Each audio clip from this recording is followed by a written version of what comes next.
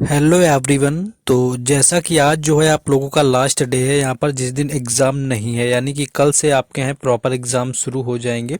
कल से आपके एसएससी जीडी के एग्ज़ाम होंगे तो हर शिफ्ट का एनालिसिस करवाएंगे। काफ़ी लोगों का डिमांड आ रहा था सेंसस यानी कि जनगणना को लेकर कि जनगणना और करा दीजिए। बाकी इसके अलावा जो मैंने आपको वाद्य यंत्र से संबंधित कलाकार कराए हुए हैं, नृत्यकार जो हैं वो भी करवाए हुए हैं। पंचवर्षीय योजना आपको कराई हुई है, स्पोर्ट जी के मैंने कराई हुई है, और उसके साथ साथ खेलों से संबंधित जो व्यक्ति होते हैं सारे के सारे मैंने टॉपिक करा दिए हैं जितने भी दिन आपका एग्ज़ाम नहीं हुआ है। जा करके आप अगर नहीं देखा हुआ है तो एसएससी जीडी एनालिसिस 2024 के नाम से प्लेलिस्ट मिल जाएगा, पहला ही प्लेलिस्ट है। उसमें जाकर देखेंगे तो सारे वीडियोज़ आपको मिल जाएंगे, जा करके देख सकते हैं जिन लोगों ने ना देखा हो।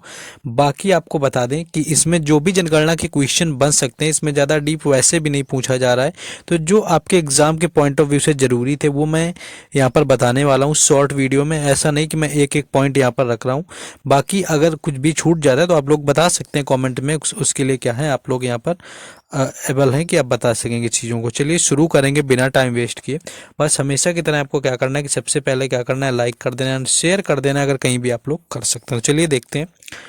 पहली बात करें यहाँ पर जो 2011 की जनगणना हुई थी, तो ये जो जनगणना है आपकी ये 15वें नंबर की थी। ये 15वें नंबर की जनगणना इसको माना गया है।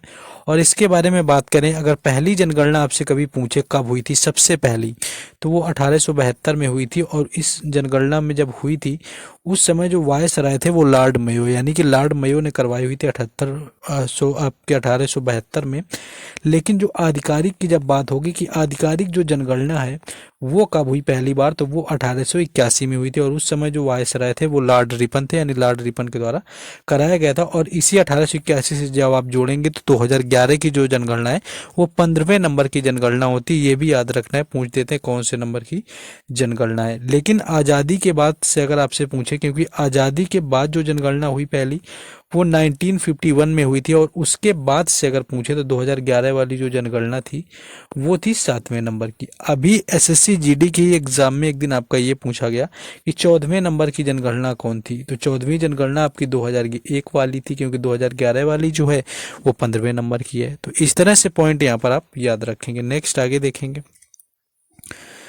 नेक्स्ट आपकी जो आज़ादी के बाद यानी जब स्वतंत्र भारत हुआ उसके बाद जो पहली जनगणना हुई वो हुई 1951 में, ये भी याद रखना है। और इस समय जो जनगणना आयुक्त रहे हुए थे वो थे आपके आर्य गोपाल स्वामी। ये 1951 जनगणना के आयुक्त थे। और बताएं, देखिए आपका एक दिन ये क्वेश्चन पूछा गया कि जनगणना जो होती है वो किस मंत्रालय के द्वारा होती है, तो गृह मंत्रालय फिर इसका राइट आंसर होता है कि जनगणना जो होती है वो गृह मंत्रालय के द्वारा करवाई जाती है। नेक्स्ट आ जाते हैं 2000 आपके 11 जनगणना में। अगर 2011 जनगणना के आपसे जनगणना के आयुक्त पूछ ले तो वो हो जाएंगे डॉक्टर सी चंद्रमौली। राजमौली नहीं कर देना, अगर फिल्मों का नशा हो तो वहाँ पर राजमौली कर लो। चंद्रमौली है, याद रखना है, डॉक्टर सी चंद्रमौली। ये थे 2011 जनगणना के आयुक्त।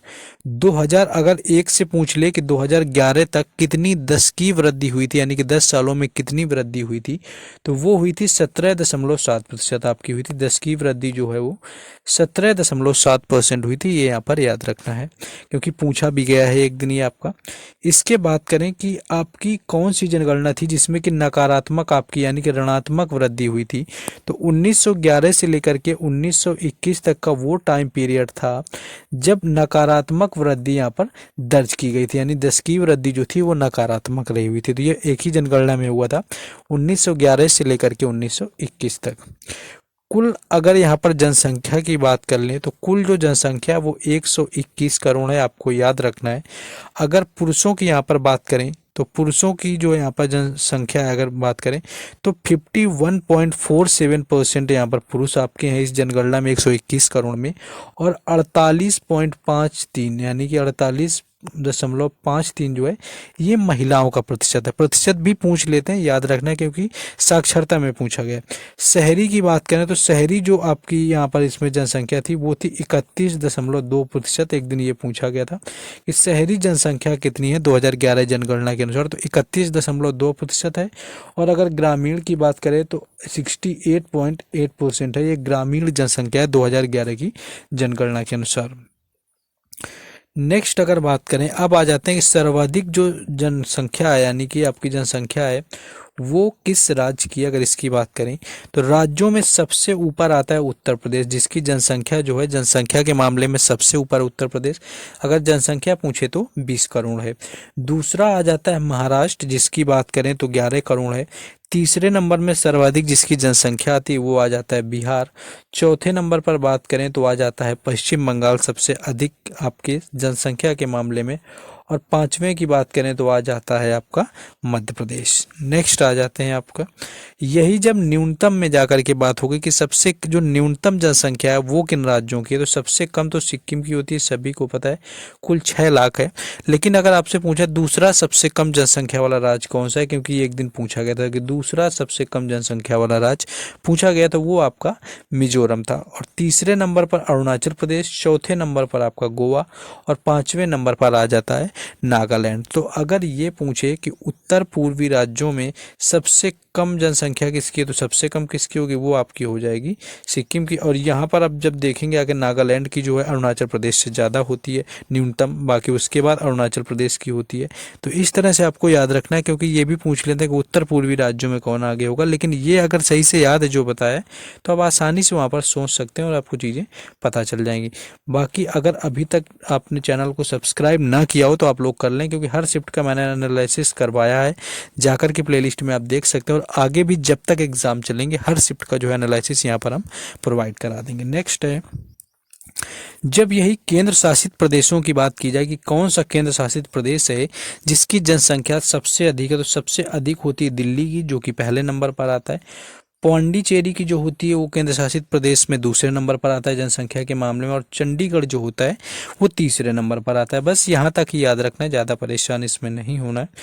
वहीं अगर केंद्र शासित प्रदेश में आपकी न्यूनतम जनसंख्या पूछ ले तो सबसे न्यूनतम जो होती है वो लक्षद्वीप की है, दूसरे नंबर पर दमन दीव आता है, और तीसरे नंबर पर आ जाता है दादर नगर हवेली। नेक्स्ट है, अगर आपसे ये पूछे कि सबसे अधिक जो है 10 की वृद्धि वाला राज्य कौन सा रहा हुआ है, तो सबसे ज़्यादा जो 10 की वृद्धि हुई थी 27 से 28% लगभग, जिसमें 10 की वृद्धि देखने को मिली, वो रहा हुआ था मेघालय। और मेघालय के बाद जो दूसरे नंबर पर सबसे अधिक 10 की वृद्धि वाला राज्य था वो था अरुणाचल प्रदेश। नेक्स्ट है, न्यूनतम अगर पूछा जाए कि 10 की वृद्धि वाला राज्य कौन सा रहा हुआ, तो सबसे न्यूनतम जो वृद्धि हुई थी वो नागालैंड में, और उसके बाद जो है दूसरे नंबर पर केरल में सबसे कम वृद्धि देखने को मिली हुई थी। और अगर अधिकतम आपसे केंद्र शासित प्रदेश का पूछा जाए कि सबसे अधिक कहाँ पर 10 की वृद्धि हुई, तो दादर नगर जो हवेली है इस केंद्र शासित प्रदेश में सबसे अधिक यहाँ पर आपकी 10 की वृद्धि मिली। और सबसे कम जो 10 की वृद्धि मिली हुई थी वो मिली लक्षद्वीप की। नेक्स्ट आ जाते हैं आगे, अब बात कर लेते हैं घनत्व कहाँ किसका कैसा है। तो अगर जनसंख्या घनत्व की बात करें तो सबसे जो अधिक जनसंख्या घनत्व होता है राज्यों के मामले में, सबसे अधिक बिहार का है, और बिहार के बाद किसका है, पश्चिम बंगाल का। अगर दूसरे नंबर पर सबसे अधिक जनसंख्या घनत्व पूछा जाए, सबसे कम जनसंख्या घनत्व पूछे तो पहले नंबर पर तो अरुणाचल प्रदेश आता है, लेकिन अगर दूसरा नंबर पूछा जाएगा तो फिर मिजोरम हो जाएगा। अब बात करते हैं लिंगानुपात क्या होता है। देखिए 1000 पुरुषों में जो महिलाओं की संख्या होती है वो कहलाता है लिंगानुपात। और ये क्वेश्चन एक दिन अभी जीडी के एग्जाम में पूछा गया कि लिंगानुपात किसे कहते हैं। तो सबसे अधिक अगर राज्यों की आपसे बात करी जाएगी कि लिंगानुपात किसका है, तो केरल का तो सभी को पता है पहले नंबर पर आता है, लेकिन तमिलनाडु का जो होता है दूसरे नंबर पर आता है सबसे अधिक लिंगानुपात के मामले में। और वहीं सबसे कम के बारे में बात करें तो सबसे कम लिंगानुपात हरियाणा का, ये सभी को पता है, लेकिन दूसरे नंबर पर सबसे कम पूछे तो फिर जम्मू कश्मीर का हो जाएगा। नेक्स्ट है, अगर सबसे अधिक आपसे लिंगानुपात पूछ ले कि केंद्र शासित प्रदेश में किसका है, तो सबसे अधिक केंद्र शासित प्रदेश के मामले में पांडिचेरी का है। और सबसे कम केंद्र शासित प्रदेश पूछे तो वो फिर दमन दीव आपका हो जाएगा। अब बात करते हैं बाल लिंगानुपात की। देखिए बाल लिंगानुपात की बात करें तो बाल लिंगानुपात आपका होता है 1000 जो बालक यानी कि जो बच्चे होते हैं उनमें बालिकाओं की संख्या होती है। और ये निर्धारित किस वर्ष तक किया जाता है, अगर आपसे पूछे, जो आपके 0 से 6 वर्ष तक के बच्चे होते हैं यानी कि इसमें लिए जाते हैं बाल लिंगानुपात के लिए। ये भी क्वेश्चन बन जाता है, कई बार पूछा गया कि बाल लिंगानुपात कितने वर्ष तक के बच्चों का रखा जाता है।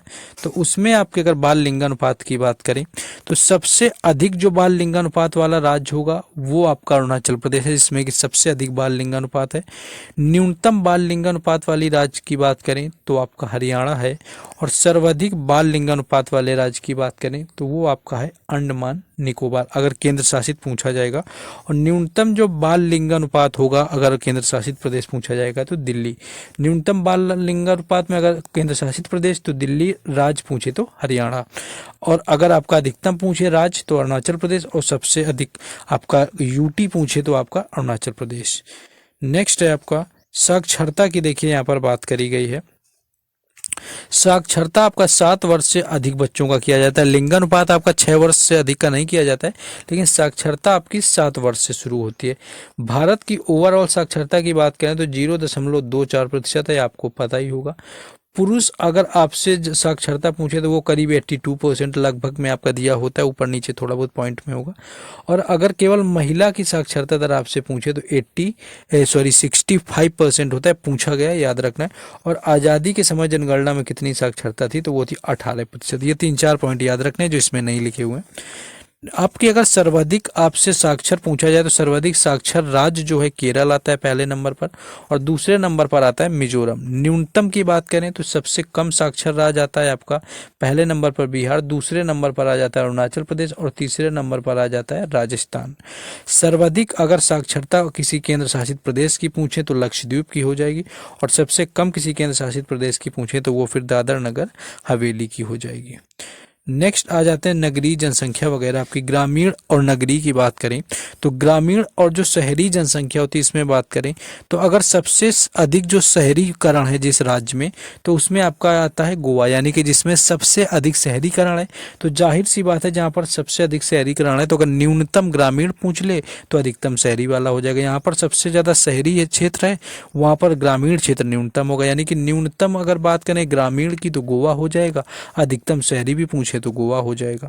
न्यूनतम अगर शहरी पूछा जाए किसका है तो न्यूनतम शहरीकरण किस राज्य का है तो वो है हिमाचल प्रदेश का। तो अधिकतम आपका ग्रामीण अगर पूछ ले सर्वाधिक ग्रामीण किस राज्य का है तो वो फिर हो जाएगा हिमाचल प्रदेश। सर्वाधिक शहरी अगर यूटी के मामले में पूछा जाए केंद्र शासित प्रदेश में कौन सा सबसे अधिक शहरी है तो दिल्ली है, सभी को पता है। और सबसे कम शहरी कौन सा, यानी कि सबसे अधिक ग्रामीण टाइप का कौन आता है केंद्र शासित प्रदेश तो वो आ जाता है अंडमान निकोबार। अब आ जाए अनुसूचित जनजाति में। अगर अनुसूचित जनजाति में आपसे राज्य पूछ ले या फिर कहे कि किस यूटी में सबसे अधिक आपकी अनुसूचित जाति जो होती है, यहाँ पर जनजाति नहीं आपकी जाति होगी, कौन सी जनजाति होती है तो सबसे अधिक जो अनुसूचित जाति यानी कि एससी कैटेगरी जो होती है शेड्यूल्ड आपका कास्ट वो सबसे अधिक उत्तर प्रदेश में है। लेकिन अगर परसेंटेज के मामले में पूछे सबसे अधिक परसेंटेज कहाँ पर है तो परसेंटेज आ जाता है पंजाब में। ये मोस्ट इंपॉर्टेंट याद रखना है कि कहाँ पर जो होती है अनुसूचित जाति नहीं पाई जाती है। तो नागालैंड, अरुणाचल प्रदेश, लक्षद्वीप और अंडमान निकोबार में कोई भी अनुसूचित जाति नहीं पाई जाती, यानी एससी कैटेगरी नागालैंड, अरुणाचल प्रदेश, लक्षद्वीप और अंडमान निकोबार में नहीं पाई जाएगी, ये याद रखना है।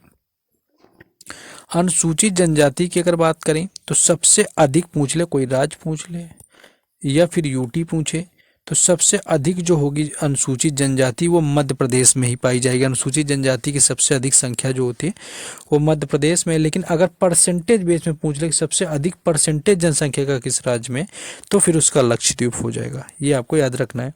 नेक्स्ट आते हैं, ये मेन पॉइंट याद रखना है कि पंजाब, हरियाणा, दिल्ली, चंडीगढ़ और पांडिचेरी इन 5 हैं जो राज्य और केंद्र शासित को मिलाकर के पंजाब, हरियाणा, दिल्ली, चंडीगढ़ और पांडिचेरी, इनमें कोई भी जो अनुसूचित जनजाति वो निवास नहीं करती ही नहीं है। तो ये आपसे पूछा जा सकता है।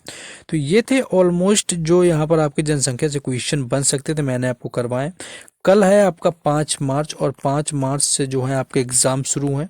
हर शिफ्ट का जो है एनालिसिस आपको करवाएंगे जैसा कि अभी तक करवाया है। हर अपडेट जो है टेलीग्राम चैनल और व्हाट्सएप ग्रुप पर मिलेगी, जिनके लिंक जो है वो डिस्क्रिप्शन में दिए जा चुके हैं, तो वहां से जाकर के जुड़ जाना है। उसके साथ साथ अगर वीडियो को लाइक ना किया हो तो लाइक करके जाना है। डू सब्सक्राइब द चैनल कि आपको यहाँ पर हर शिफ्ट का एनालिसिस मिलता रहे। And share the videos if you can, अगर आपके पास ग्रुप वगैरह फ्रेंड सर्किल में कर सकते हैं तो आप शेयर भी करिए। बाकी कल से आपका चारों शिफ्टों का जो एनालिसिस शुरू किया जाएगा। Thank you.